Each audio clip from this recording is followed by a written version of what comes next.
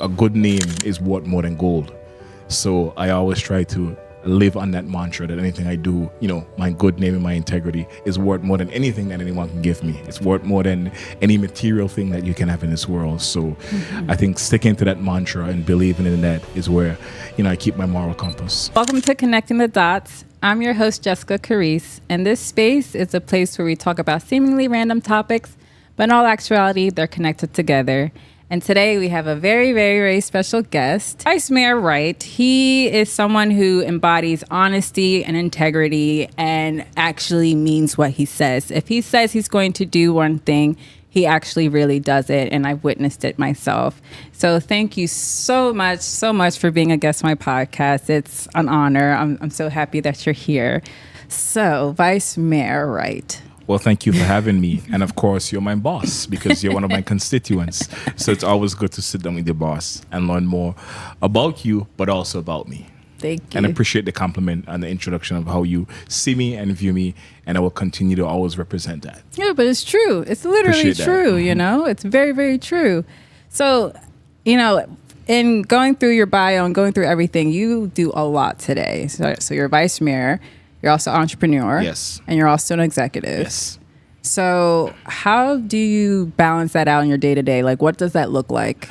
Well, from a day-to-day perspective, I'm not married. I don't have kids as yet, so that frees up a lot of time. I respect anyone who has a family at this stage and doing all of that stuff. But for me, I've always had a passion for innovation, empathy for others, and a drive to make a difference. So in all that I do, whether it's entrepreneurship, whether it's a business executive, whether it's a government official, it encompasses those things. From the business executive perspective, I work with a family-owned business up in Delray, manufacturer here in the States. When they recruited me, they wanted someone to come in and show them how to work in the online world. That's my background. I have experience in as a tech entrepreneur. And I was happy to work with the family because here's a local business that's family owned for 50 years, but they were manufacturing here in the States. So that appealed to me, having that the stuff was manufactured in the States. But now they wanted to step into the 21st century. They didn't understand it, they had the skill set, and they brought me in, and I was happy to do that. But that experience stemmed from entrepreneurship. My first business was a technology company helping seniors. This was before social media, before the internet, 2008, 2009. I was working in banking, and I saw that seniors needed help with the computer, and we were moving towards a digital world. So I went out and I started a company called Net Crossers that helped seniors search the web. They would call in, we would help them, we would show them how to operate. So that technology passion stemmed from back then. Then eventually, I went on to help some former nonviolent prisoners, young men who had made mistakes selling drugs when they were younger. One of them had an idea to create a fitness program. So I worked with them, developed this fitness program. We created this lovely fitness program. Went on national TV. It was sold on BET, MTV, and those different places. So again, it encompasses my passion, innovation, empathy for others, and a drive to make a difference. So entrepreneurship, business executive, government official, mesh all those talents, taking me on that journey to where I am today. Wow, that was very, very, very full. Very, very full. So I guess with the entrepreneurship and the technology, what piqued your interest to get involved with that specifically? What piqued my interest was I saw where the world was going. Like I said, I like innovation. I like building things, inventing things, developing stuff. I like taking stuff from an idea, a napkin, and making it a reality. So that excites me about entrepreneurship. There's the ups and downs. There's the managing of a business. There's the taking care of staff, those type of things. People don't necessarily love those, but it is because no day is the same. Every day is different. So I love that excitement of waking up and doing something, knowing it's not going to be A, B, C, D, but it might be A, F, G, whatever. But getting it back to A, B, C, D and connecting those dots. So, were you the first entrepreneur in your family, or? I was not the first entrepreneur in my family. My father, taking you my background, my father, born in Brooklyn, but his parents came from Jamaica, went on to serve in the United States military, and then after he served in the military, he came back to South Florida, Pembroke Pines initially, and then he came here to Tamarack, where he purchased his first home in 1998. However, during that time frame, he started a business. He went back home to Jamaica, where he grew up, and he started a rental car company. So I grew up in the Virgin Islands with my mom visiting my dad in Broward, Brooklyn, and Jamaica. So in the summer times, I would go to Jamaica at the rental car company, and I would have to go to the airport with a sign and wait for customers and do all that stuff. So I saw entrepreneurship firsthand with my dad in that business in Jamaica. Then back in the Virgin Islands maternally, my grandparents inherited a little. So my family has a little private island in the BVI. It's called Salt Island. It produces natural salt. It's a few islands down from Richard Branson, Nika Island. They inherited through slavery. After the slave masters left, they passed it on to them. Wow. So my family owned this island, and they made their living selling salt and entertaining tourists who would visit the British Virgin Islands. So interesting, you have Salt Island, and next to Salt Island is St. John's, which is the U.S. Virgin Islands. So two different countries, with a wealth of history. So they would sell their products throughout the Virgin Islands. And my great-grandmother, in 1986, she was knighted by the Queen of England. Oh, wow. For her service for entrepreneurship, social advocacy, and all that stuff. So in 1986, she became what's called an Order of the British Empire for entrepreneurship, doing all that type of stuff. So it's innate and in my blood. It's literally in your DNA. Yes. Oh, that's cool. Yes. Oh, that's really nice. Yes. And then with the, involvement in the government, yes. When did that pique your interest? Because I also saw that you got one of your master's degree in government. Absolutely. Right? I went to grad school in 2014 after I worked with the young men. I went back to grad school because I wanted to strengthen my skills. So I went to grad school to get an MBA, and I also got a master's in government with Johns Hopkins up in the DC area, business school in Baltimore, government school down in DC. So, at that time, a lot was going on in politics, and while doing my master's in government, this was like 2015, 2016. Oh, yeah. Realized that, in government, we needed more people with business background, technology background, because people were using technology in a negative way. With all that was happening in 2016. So I applied for a fellowship in Congress, the leadership in Congress. I got accepted, one of the leaders in Congress. I spent some time working in Washington, D.C. So that passion for government, started to ignite even more. Still having that passion for entrepreneurship, but seeing we needed more people in government who had, like you said, integrity, honesty, but just who genuinely cares for people. So in doing that fellowship on Capitol Hill, I was excited even more to get involved. After I graduated, I went on and worked with some campaigns across the country in helping a specific party, I'm not going to say which party, getting back the house in 2018. Then my mom had cancer. Oh, wow. So I had to come back home to Broward County, and I came back down to take care of my mom. And she lost her insurance. She lost her health insurance and that type of stuff. So again, it ignited even more. And then I decided to really pursue the public service passion. Okay. Wow. All right. And so with your day-to-day, like right now, I guess let's say we have Monday through Friday, right? Yeah. So like, how do you fit in your governmental duties with your entrepreneurship duties? And So giving you just a Monday through Friday. Monday is focused on my executive job where I work with the company. Tuesday, I kind of focus on that as well. But government, you never sleep because people are always emailing you, people are always whatever. So that is always going on. That's always 24/7, whether it's at night. I have a tool on my elected website where people can book events or book and where I can meet them in person. Yeah. So they can come out, they can meet me. So that's usually in the evening time. If someone want to book a meeting, they want to have a meeting with me, that's usually open in the evening time. Wednesdays allocated totally for City Hall and doing all that stuff. Okay. Thursdays, more or less the same thing. But like I said, in government, it never sleeps because email, residents needing stuff. I give my direct cell number. I text people, I respond. I try to respond as fast as I can. So I just try to, I think government is 24/7. So government is 24/7. Everything that you're doing, you kind of trying to create a schedule around that. So it's not a specific schedule, but it's have a routine where I know these specific days I have specific meetings for certain things. But like entrepreneurship, government is constantly changing.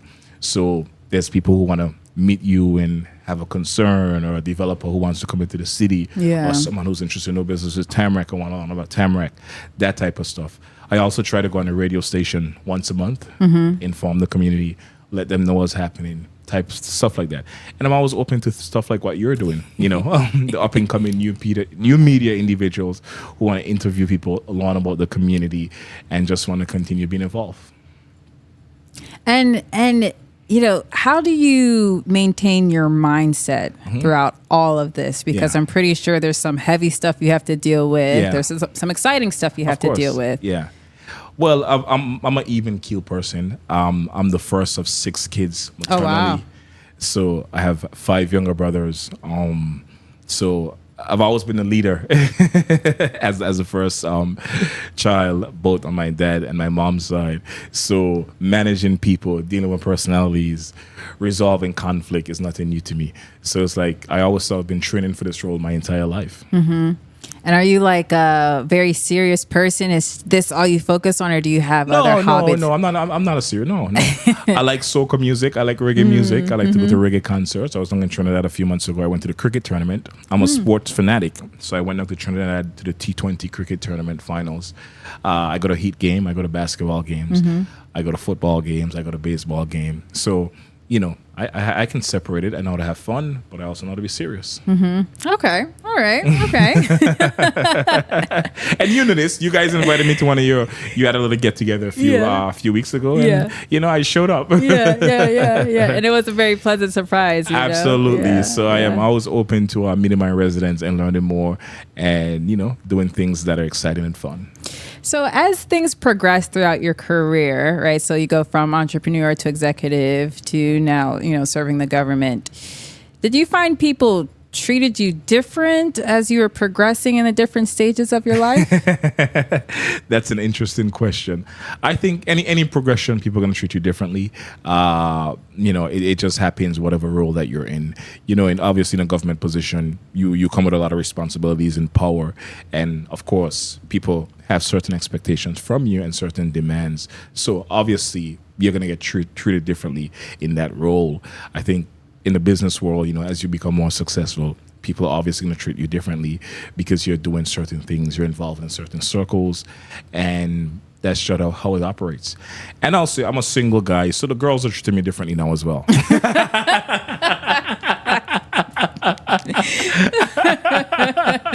So does that mean you're going to stay single now? He's like, no answer. No. I'm gonna get married soon. Yeah. I think I'll be married by 45. How old are you? I'm 40. I just turned 40. Okay. Yeah. All right. So I give myself 5 years. That's not bad. Okay. Yeah. I think that's a nice time frame. Yeah. I did all the right things, Went to school, educated myself, and get my career right. Didn't make mistakes. Never been arrested or committed a crime. So I think I've made myself attractive and marketable. And that is part of one of the benefits of doing the right things. And, for young people who are out there who think like you have to move fast, so you have to do things to get accepted by peers, In the end, the good guys always win. Yeah. Sometimes it feels like the good guys don't win, when there's certain things that just happen. So like with all of this demand on you, how do you keep your integrity intact? Well, your moral compass, I think, and your integrity is based on a lot of your nature and your nurture. And like I mentioned, my grandmother, my great-grandmother, and my mom, some strong women that raised me, very ethical people, so ethical that one of them was, knighted by the Queen. And my grandmother, she had a saying that a good name is worth more than gold. So I always try to live on that mantra that anything I do, my good name and my integrity is worth more than anything that anyone can give me. It's worth more than any material thing that you can have in this world. So I think sticking to that mantra and believing in that is where, I keep my moral compass. So do you have a lot of friends? Do I have a lot of friends? Yes. I have a lot of people that I know. Personally, I wouldn't say I have a lot of friends. I can fit into any environment. I get along with people. I like people. I love people. In terms of, I think the definition of friends, we all have different definitions. So I don't necessarily think I give a specific answer for what, in terms of friends. Mm-hmm. So now the reason why I ask these questions is because like for myself, I had mentioned right before the podcast how I went through like a really deep personal transformation last year. Yeah. And with that, the things that I value changed, the things I prioritize changed, and my social circle is changing. Yeah. It's still changing. And the definition of friendship has changed for me as well. Yeah. So like, and part of the reason why I started this podcast is to help people and shed more light of what these transitions really look like, as you're pursuing your goals and as you're working towards your dreams. Yes. So like for you, how has, let's say, the definition of friendship, because people always say entrepreneurship is so lonely. Yes. So how has your definition of friendship changed along the way? Yeah, I think entrepreneurship is a lonely journey. It's a journey I've pursued my whole adult life. So it's been very lonely in terms of developing friendships. But I think in public service, you meet so many extraordinary people that in doing that, I get to create friends and people along the way and people that you get to know, and then you develop relationships, and those people morphed into friendships.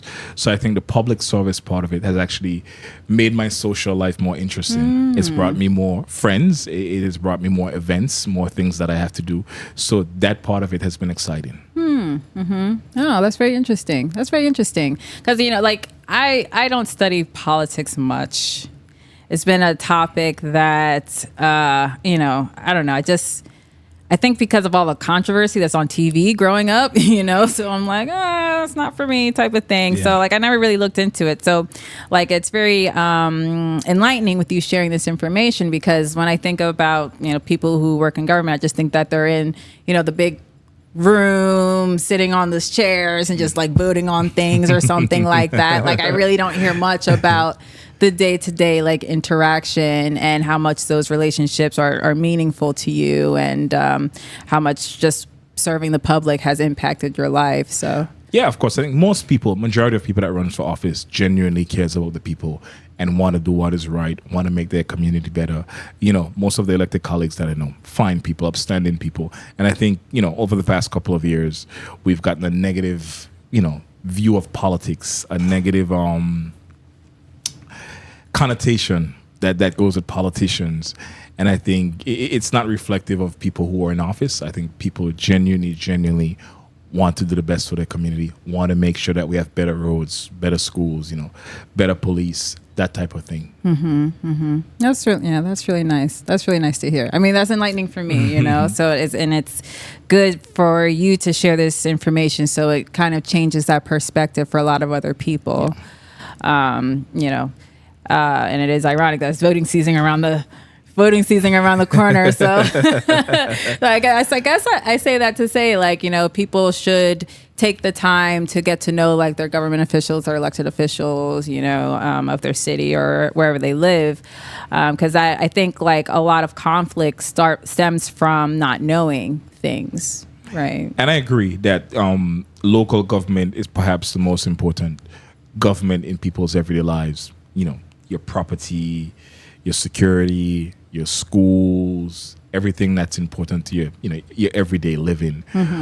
We a lot of time focus on the federal government, which is important as well, which focus more on big picture stuff in the community. But your local elected officials, you've seen this firsthand: property values, what your kids read, things like how many police officers are present.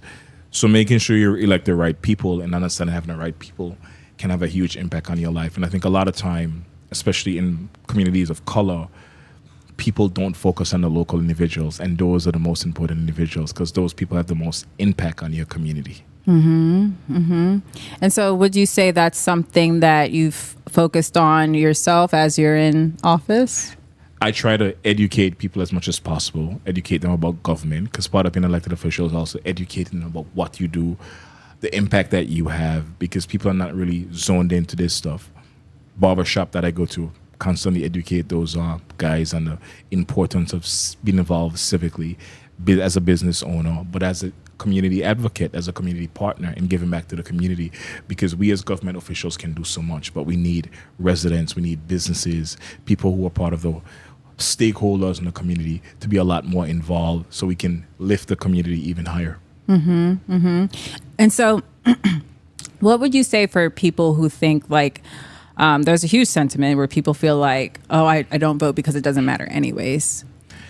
I think every vote counts. Every vote counts. I know we have an electoral college in a presidential system, but your state representative, your state senator, your commissioner, your mayor, the people that impact you on an everyday basis, you might not feel comfortable voting for who you want for, because you might think presidency in certain states, it doesn't count. But judges, state prosecutors, all of these people are elected. The person that can prosecute you, the person that can sentence you, the person that makes the rules for your kids, all of these are elected positions. So we are truly a democracy, but we have to be more involved and more engaged, because sometimes we tend to be reactive in the sense that something happened. Who do I call? What do I do? Whereas we should be proactive in making sure we put the right people in office who respect our values, our ideals, and the things that we truly believe in. Do you see that, I guess in general, like what percentage of people do you see are more reactive versus proactive? I think it's just human nature. We all as humans, we're just reactive people. That's just the world that we live in. Once everything is functioning correctly, we tend to be happy with our life, and if something happens, then we tend to be, it's just the nature of humans. Okay. All right. And then one question, what, I guess, viewpoints did you have prior to getting involved, or prior to, I guess, really starting your government career? Like, what viewpoints did you have being on the outside versus when you actually took a step forward and made it more of the forefront of towards your career? Well, I think from being on the inside, making decisions, some people are not going to be happy. Some people are going to be happy. So no matter what you do, they're going to be some subset of the population that's not going to be happy. So I think on the outside, you tend to think if you make a decision and in your mind is the right decision, you know it's the right decision, there are still going to be a group of people who are not necessarily happy with that decision. That's what I've learned being on the inside. So you had to get comfortable with people not liking you. Yes, people not liking you, yeah. Because I'm someone that tries to always understand someone's viewpoint. I'm a unifier. I would listen to someone who disagree with me, but try to understand their viewpoint and their perspective and try to find a common ground. It's just who I am. And sometimes when you try to unify people, no matter what, they will never see the common ground that you're trying to get at. And so, like, how do you, like, from your mindset, like, how do you keep the positive attitude when you run into those type of situations? At the end of the day, as you mentioned in the beginning, I know I'm doing what's right with my integrity. I think I'm doing what's in the best interest of the people. And once I know I'm following my integrity and I'm doing what's right, I feel good about myself, and I tend to stay positive that way. That's good.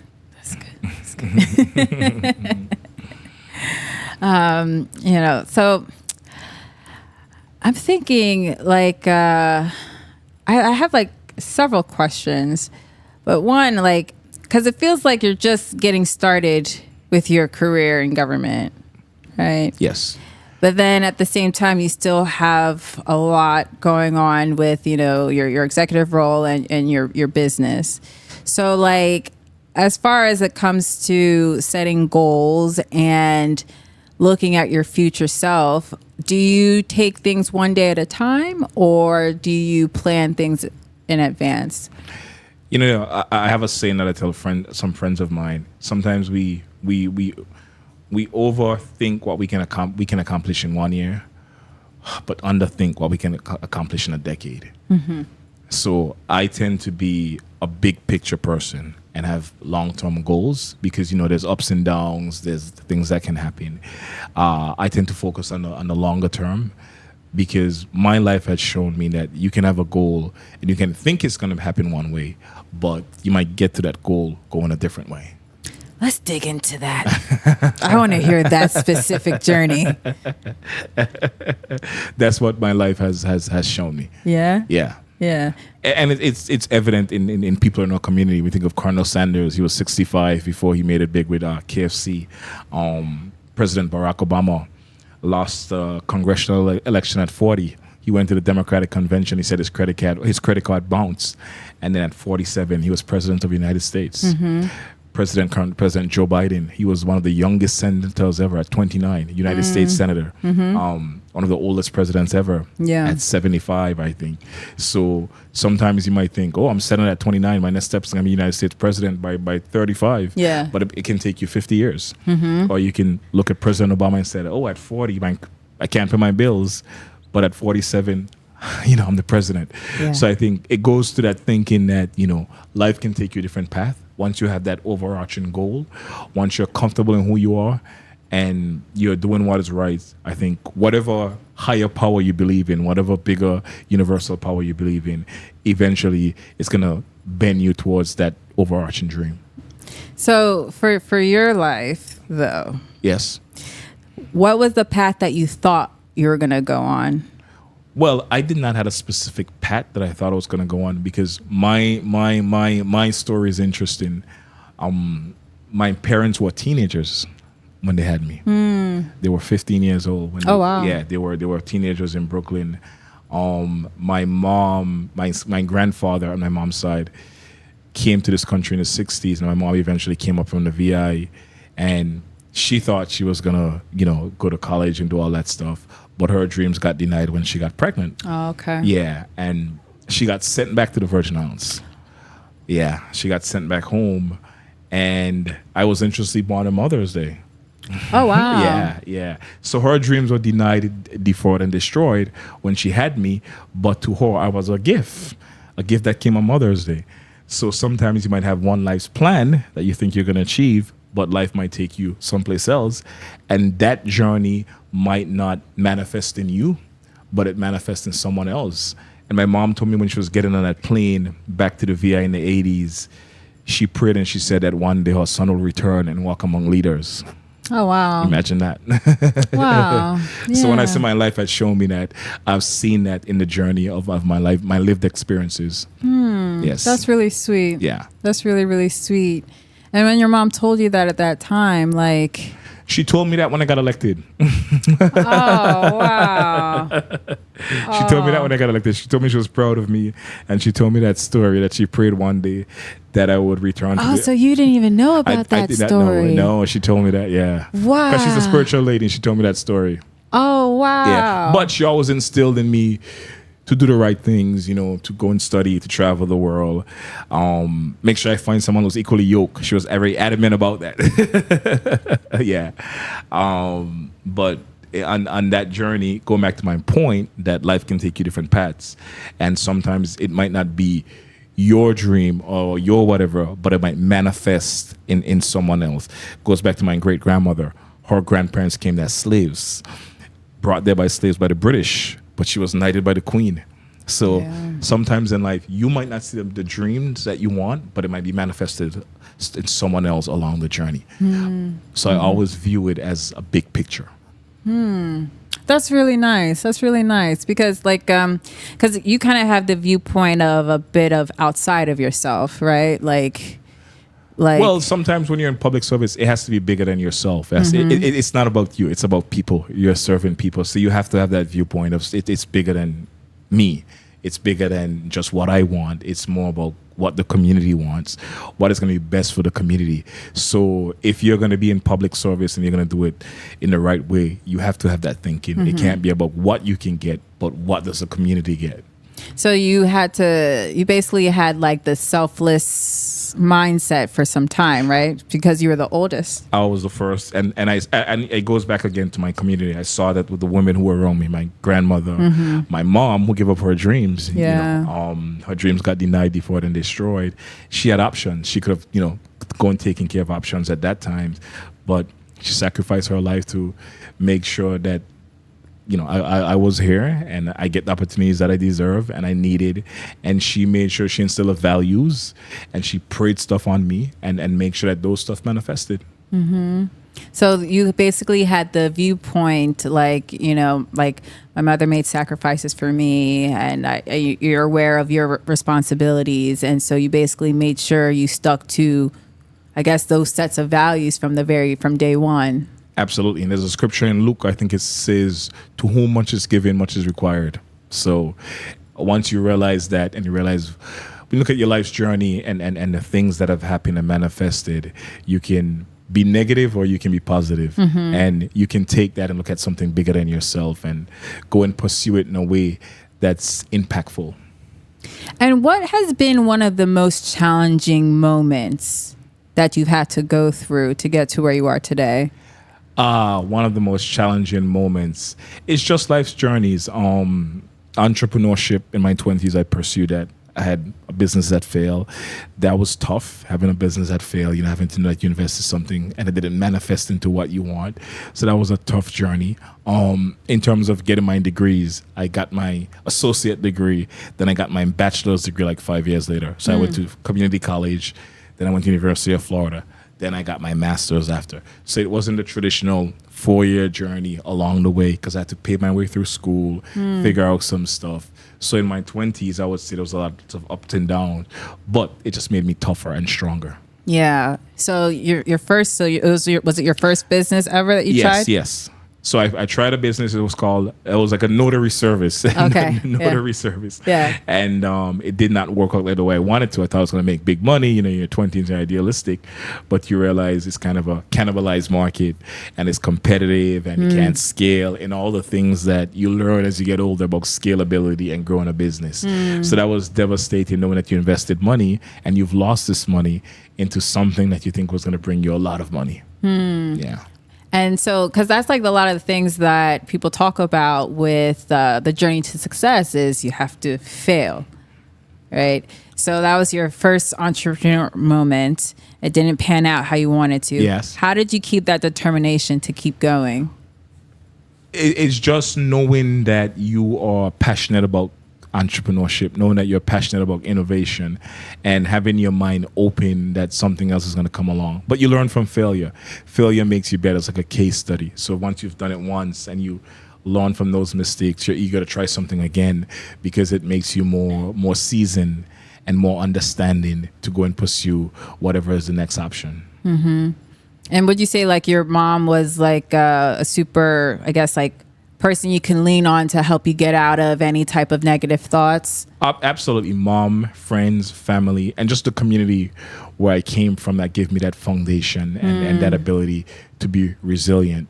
But on that journey as well, as I learned my history even more, and I got to know my dad, because I got to know my dad as I became an adult and I came back to the States and I learned more about him. I learned about his family. He did not know his father, but along that, in learning his story, I learned that a few of his brothers were very creative and successful people. One of them is a guy named Wonder Mike, who was part of the Sugar Hill Gang, which was the first rap group. Oh. To the hip, to the don't stop. I am one. That's okay. Yeah. I came to find out that one. That's one of my dad's brothers.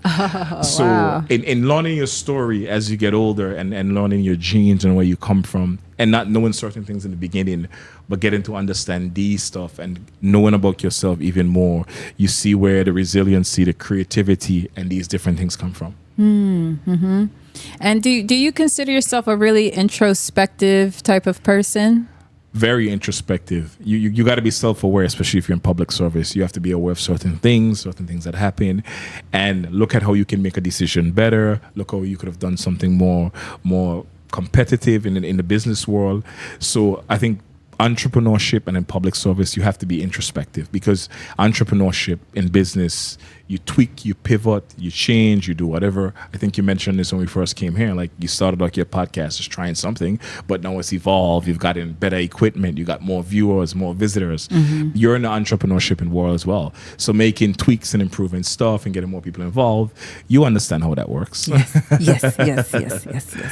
No, but I ask you these things, kind of from the perspective of, let's say I didn't know, like there are so many different nuances, and then there's so many different sources of information about entrepreneurship. It's hard to know like what you should really, really focus on, and so like that's why I ask you these questions.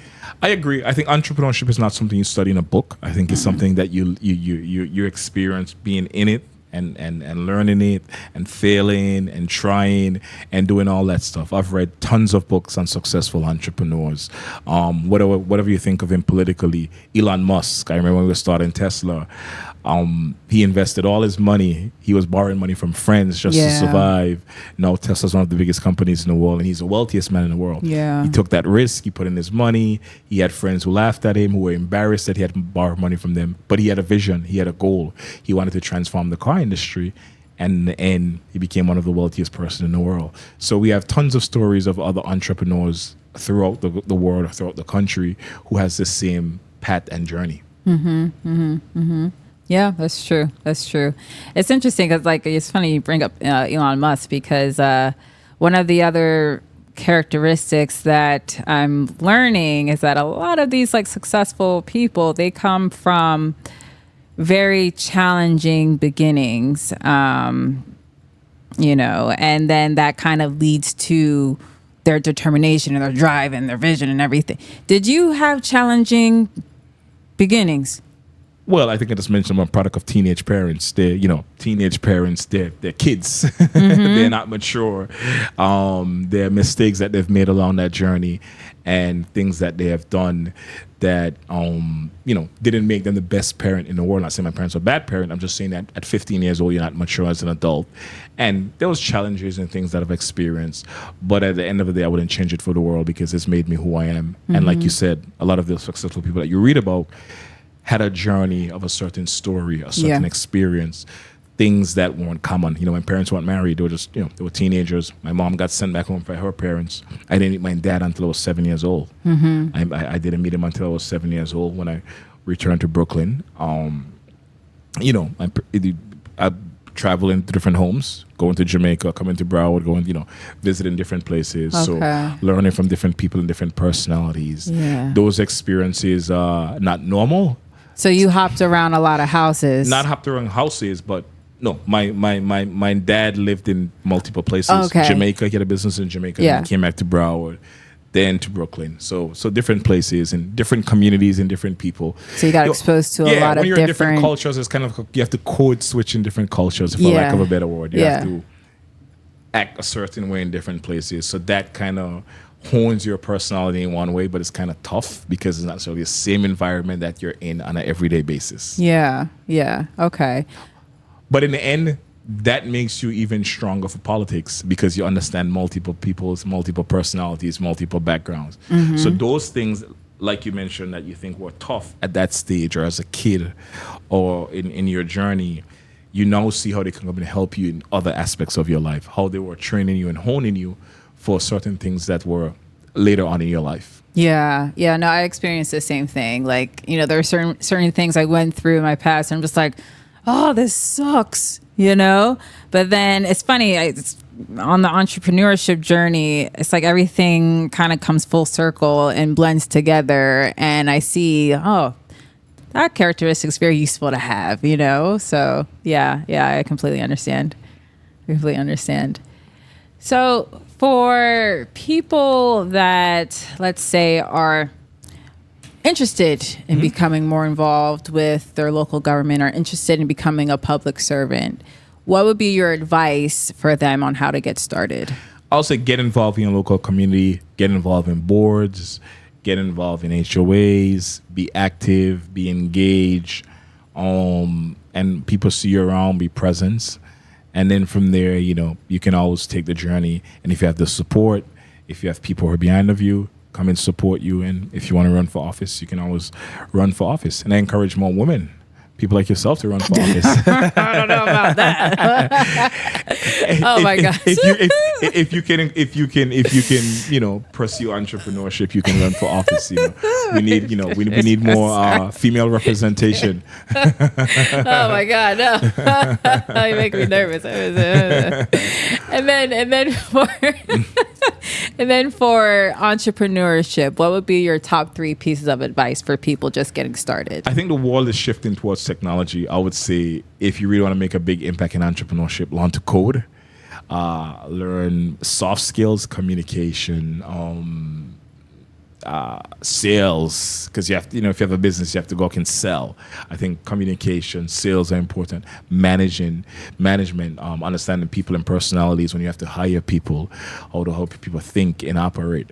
But I think we're moving towards a technology world where you're going to need to understand how to code or engineering or anything along that line where you want to build stuff. Building skills, engineering, coding, combined with soft skills, communication, sales, management.